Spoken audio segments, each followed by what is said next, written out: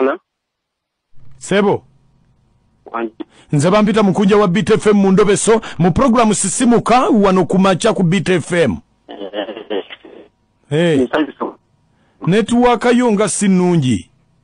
Network sinungi naye mpulira. Aha. Ha. Network. Mpulira. Aha. Kati nina ensonga gye nali njagala ontaaseemu era ensonga lwaki naweereza message nga nsaba onkubireko. Nina omuwala nina kale mukazi wange kanti kwagambye bwentyo. Mukazi wange natuuka nga tuteekateeka olunaku mugamba jja tugende nga njagala mumutwale alabe ku bantu bange.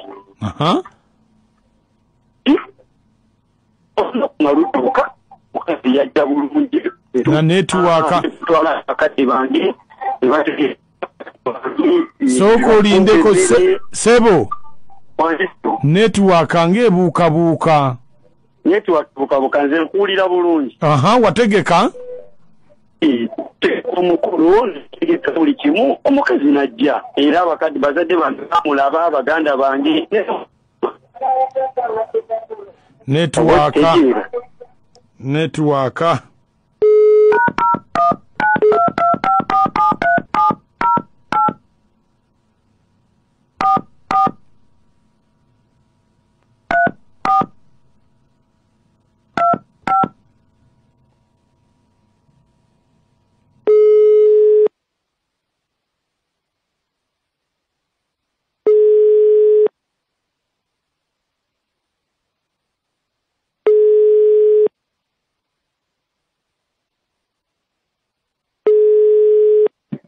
Hello? Sebo? Ompulira kati bulungi. Aha, kati nkufuna. Omukazi munenga tutegeka.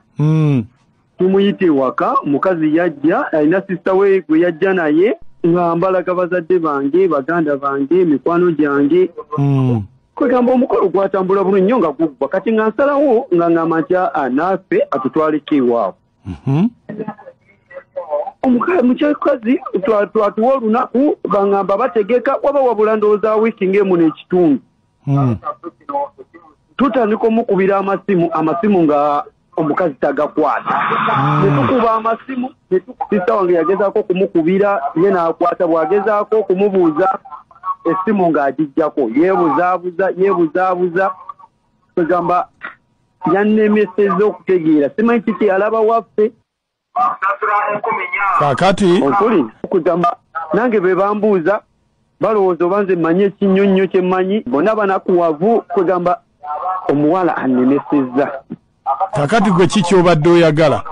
Omunoonyezeeko at least manye mazima ddala kiki nnyo kye yalabye waffe ki ekyamutiisa. Yaani amannya? Bamuyita Shamimu. Oba abazadde bange oba yatulabanga kwega tetusaanidde ffe kumuwasa famire eyaffe. Nze ngenda mukubira kakkana oyogere naye. Kwe kakkana gwe okuva kwali wali ozeeko n'oyogerako naye? Sidanga mukwogera naye. Kakati gwe yamukubirako ate bw'amutandika omubuuza ku ebyo nga essimu agijjako taddamu kugakwata kugamba tetumanyi. Gwe tomulaga nti ali ku rediyo bw'ona amulaga tajja kwogera. Kati gwe beerako tovaako. Okay.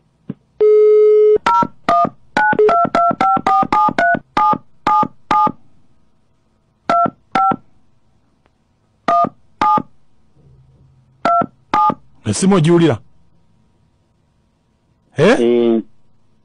Ngiwulira evuga.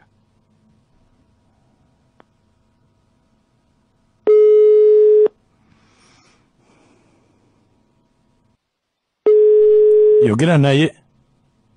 Yesebo.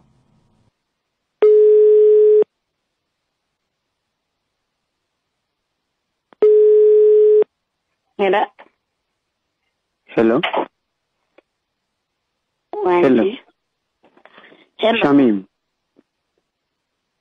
Shamim. Wanti. Oli otya? Ndi bulungi oli otya ani ono? Nze Richard.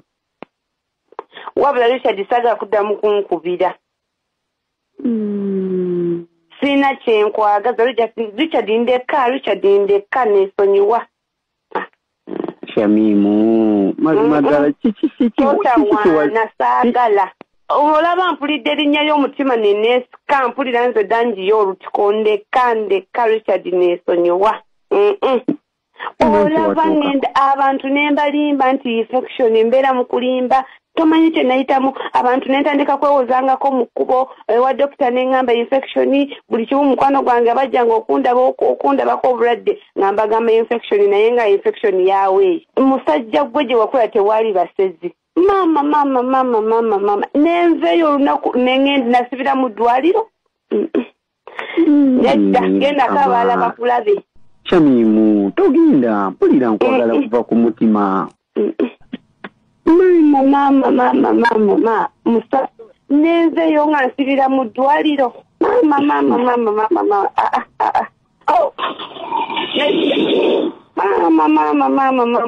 nedda awula mukama wali omize makerenda mama nedda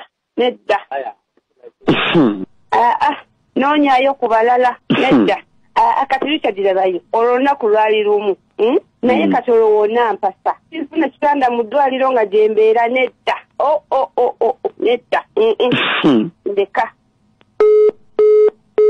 owaayi wangisewo kiki musajja munnange nkulimbe ki gwe mpulira agamba mama nange olutiko lunneze nebuuza kiki mpulira nange olutiko lungiye walira muli